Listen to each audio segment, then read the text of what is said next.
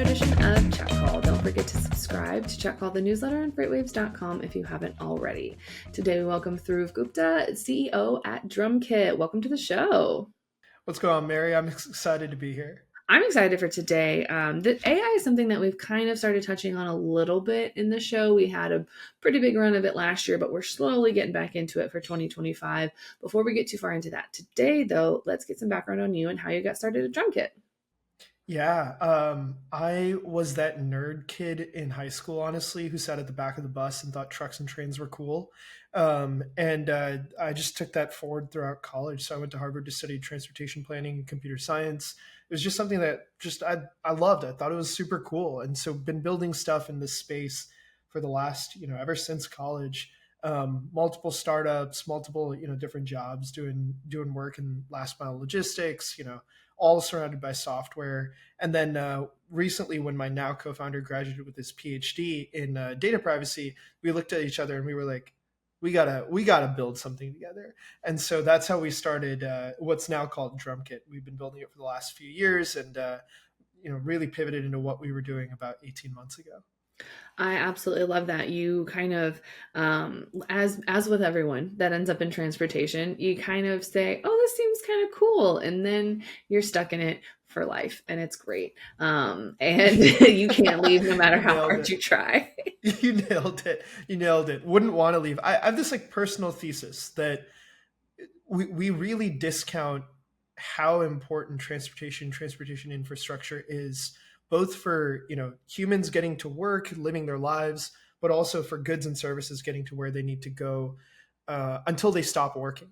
And so obviously COVID was a good example of that. Different types of protests, blockages, whatever, traffic is a good example of that. But it's one of those things where when it works, it hums in the background and it powers, basically it's the backbone of any economy. And so it's hard to get out of it when it feels so impactful to even have a small part in it. It tends to, at least I found, it tends to attract a certain type of person that likes the challenge, that likes kind of dealing with the unpredictable on a day-to-day, because honestly, transportation is the only industry that I've worked in that you really are just kind of making it up on the fly and just coming up with solutions off the top of your head. Because yeah, sure, your truck broke down on the side of the highway when we have another one a couple miles away that we can just transload on the side of the highway, because why not? Or of course you got loaded with the wrong shipment and are 2 hours away in the wrong direction. This is going to go great. But it just tends to attract those people that love a good problem solve, and just kind of love to just fully dive in and are just yeah, let's try it and see what works.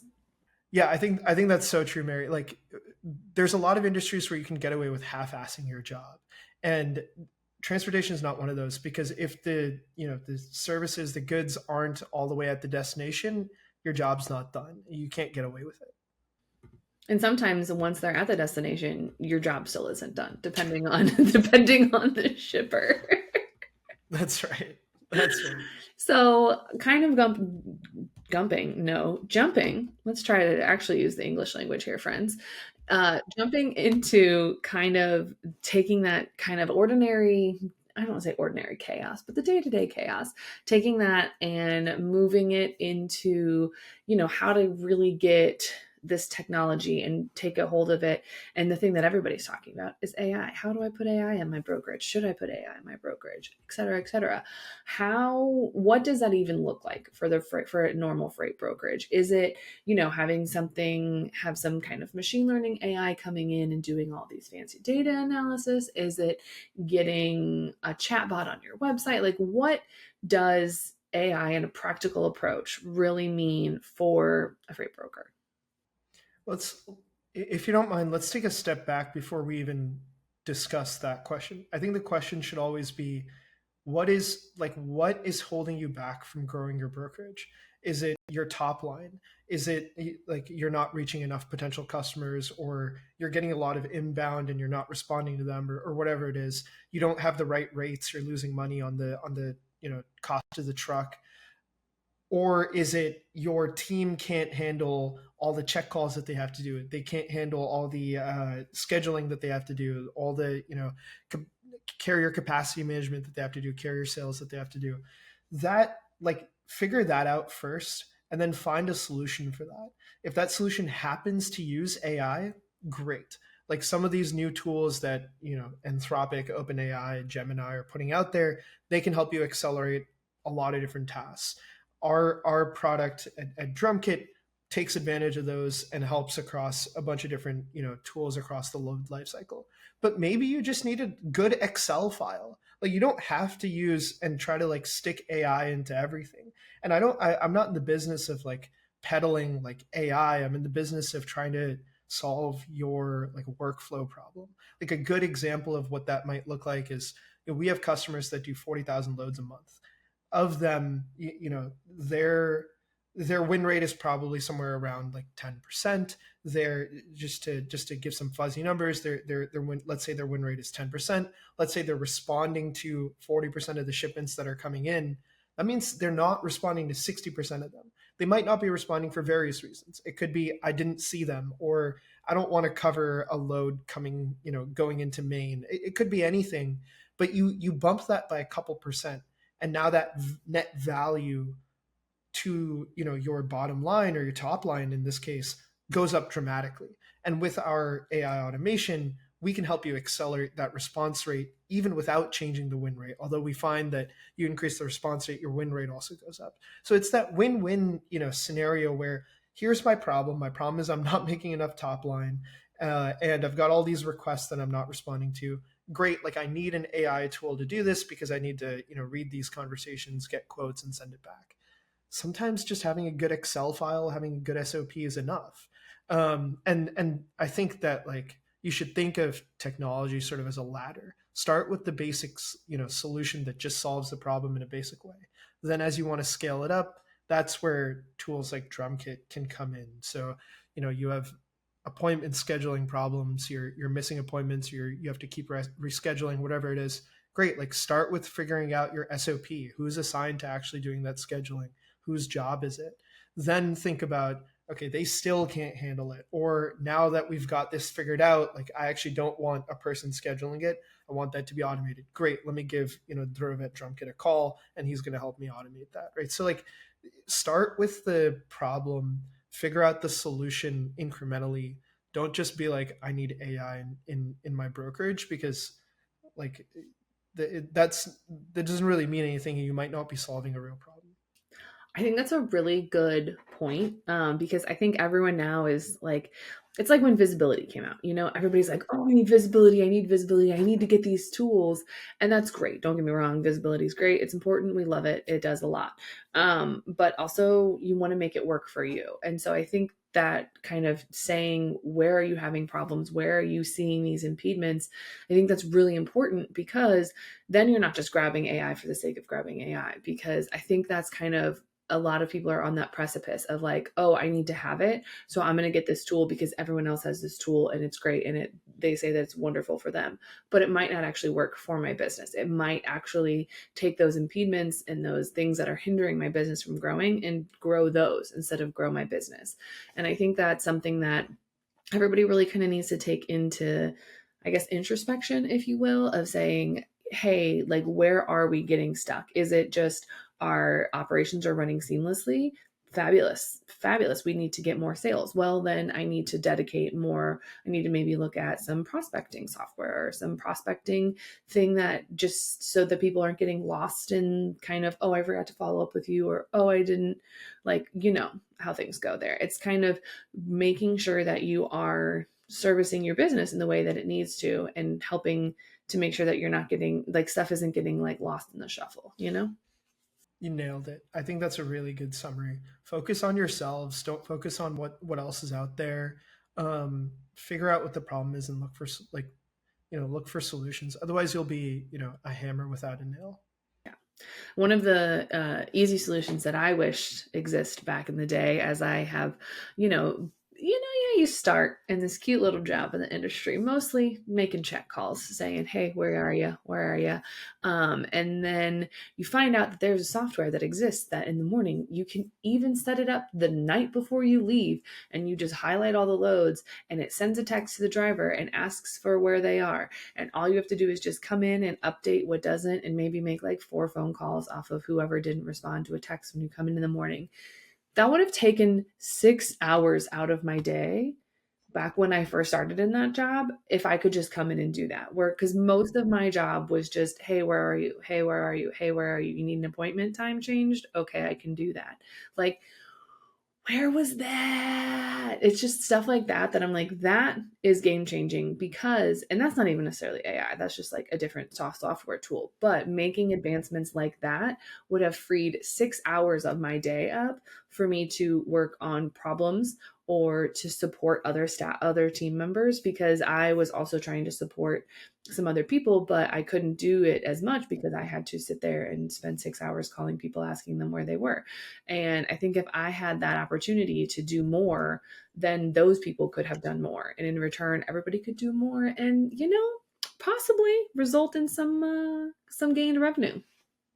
Yeah, I mean, first of all, our product does that too, and I think that like that automation around tracking in particular is really critical. You want to be, you don't want your after hours team to really be working that hard, right? You don't want on the weekends when you're on the golf course to be waking up every couple of hours, or stopping having to play every couple of hours to make that call or to respond to that email. That's what you want Drumkit to do and want Drumkit to handle, so that your team, exactly as you said, can then start to focus on sales, right? We like to think of it as like ROI per employee.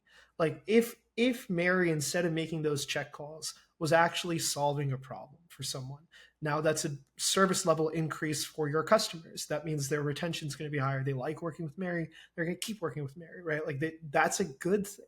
Or flip side, right?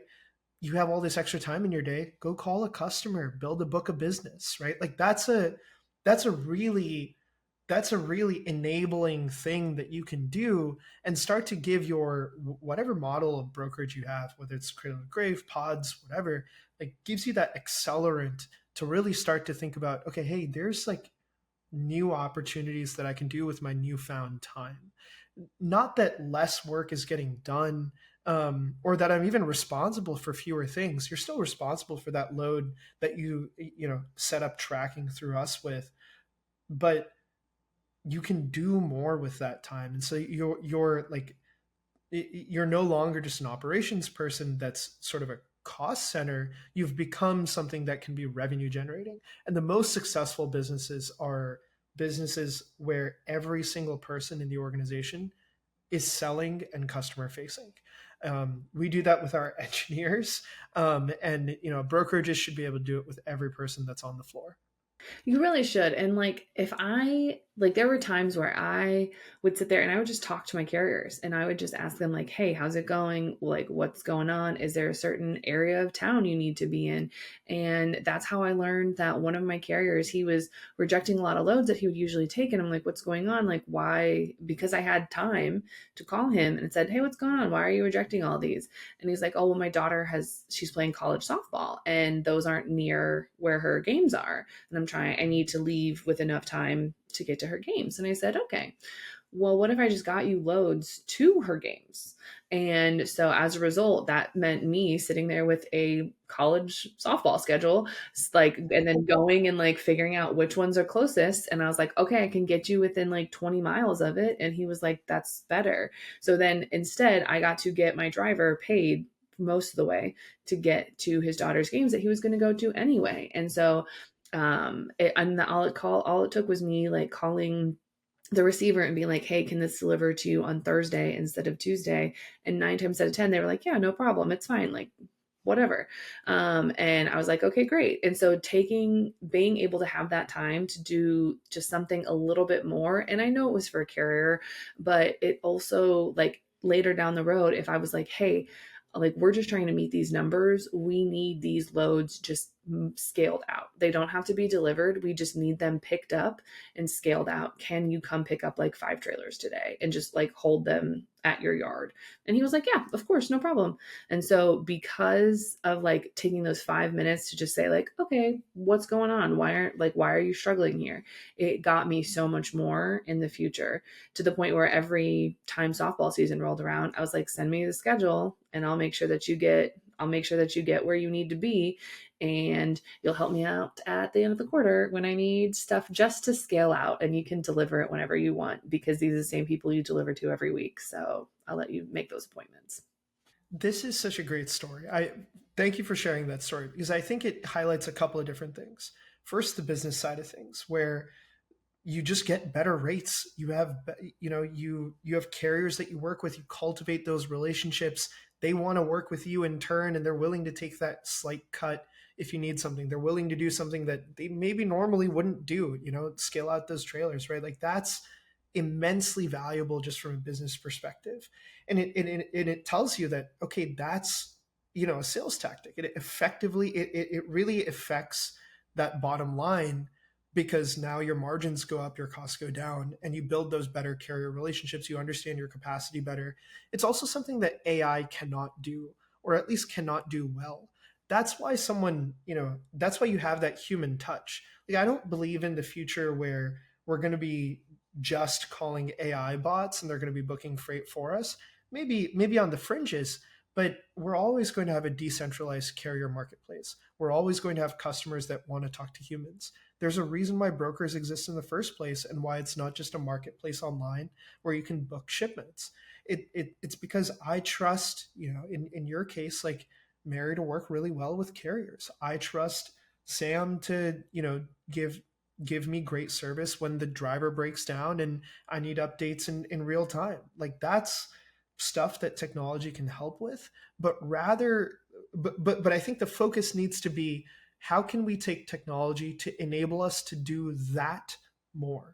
How can we use technology to get rid of all the tasks that I don't want to do, like the 2 a.m. check calls, or the data entry for a load, like order entry for a load? Like that's stuff that you should let Drumkit handle. And then the ops rep, the sales rep, the carrier sales rep can focus more on that relationship with the carrier, that relationship with the customer, that understanding of untangling a problem with a particular dock or warehouse. I think that it is just critical that people keep doing the people side of the business and technology does the lame side of the business, the data entry side of the business. Yeah, I think that it's because transportation and supply chain will always be relationship based. It's just, I don't see a way, except maybe like 200 years in the future, but like I'm not going to be around for that. So I always see it coming back to relationships, which is great, but it's ultimately how can I free up more of my time to manage those exceptions? Because AI is never going to know what to do when a trailer gets loaded with the wrong load and they're driving 200 miles the opposite direction. Like that's always going to need to have like a manual intervention. But all those loads that you end up calling on that are fine, they have no problems. That's like 90% of your loads, because really on a day to day, you're really only kind of managing those exceptions, hopefully, on like 10%, unless you have a really wild shipper or just like a really bad carrier that cannot follow instructions.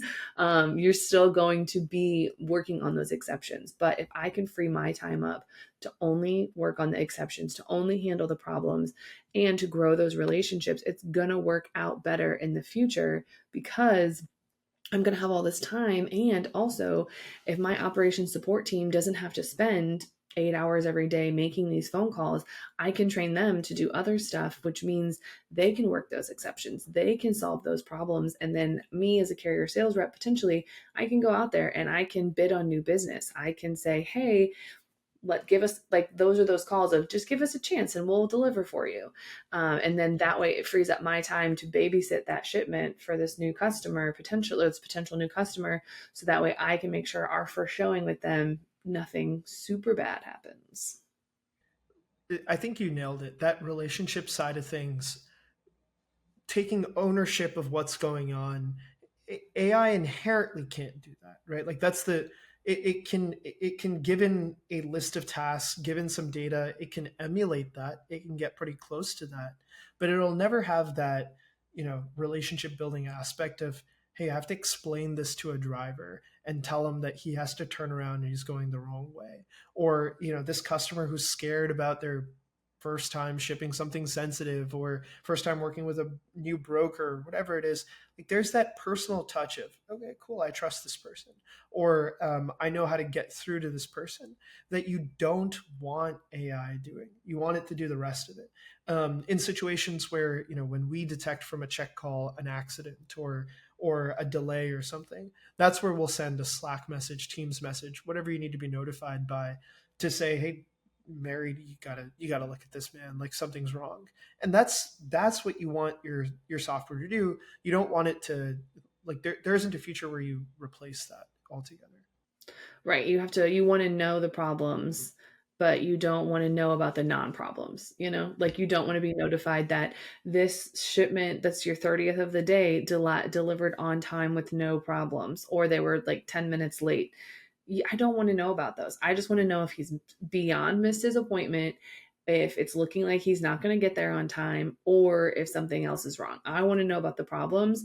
At the risk of sounding horrible, I really don't care about the ones that have no problems. Those are my favorite because I don't have to do anything with them. Yeah. Yeah, that's right. And you want that sense of ownership over it too, right? Like, so that you can intervene when necessary, and otherwise you're running a smooth ship. Exactly. Speaking of running a smooth ship, it's not really a ship, it's more of a house. But if you could run, no, I'm not even going to try and make a joke there. If you, it comes to our final question of the day, and it's a question that everybody comes on the show has to answer now. And if you could build a house out of any food, what would it be? Okay, I've been thinking a lot about this, and my mind really went to, like, the big bad wolf, like the three little pigs story. And I was thinking about, like, okay, like what actually would work to, like, keep my house safe in that situation. But like then you're thinking about, like, okay, like, are the windows made of this as well, and like what's Oh, the privacy situation, like what's going on. So okay, so I decided Jello is the way to go. And okay. here's why. It's stable enough that if, the big bad wolf comes around and tries to blow down the door, it should be fine, right? Mm-hmm. It's flexible enough that, like, I live in Washington D.C., hurricane situation should be Yeah. okay. It's like opaque enough that I'm not worried about privacy, right? Should be fine. So, that's and most importantly, it's sticky. You can build things with it. You can mold it however you want. If anything, I feel like that's a cheap building material I should build things out of. So, I think so, because you could make it sturdier just by adding more gelatin, because you're not necessarily invested in the taste of it. yeah, see, Just now we're talking. there you Now go. we're talking. Yeah. Through So, gelatin, all cash things me. are possible. That's right. Cash me in my Jello house. I absolutely love it. Would it be a certain color, or would it be like a clear Jello house? Oh, ooh, The hard hitting question. that's not a me decision. That's a girlfriend decision. Smart, Yeah. smart man. That's survival. Um, so on that note, if they wanted to catch you in your TBD color Jello house, where can people find you outside the show? Yeah, catch me. LinkedIn is probably the best place to find me. Otherwise, we're always available at drumkit.ai or hi at drumkit.ai. I absolutely love that. But probably not in a yellow or not yellow. No, probably not in a Jello house anytime soon. That's, You yeah, gotta probably find not. the land and build it up. Get the permits approved and all that. Yeah, the county is going to have a deep look at that one. Thank you so much for joining us today. Thanks a lot, Mary. This is a lot of fun. You can find Check All the Podcast anywhere you get your podcasts, like Apple Podcast and Spotify. Don't forget to subscribe to the newsletter on freightwaves.com/checkcall. See you on the internet.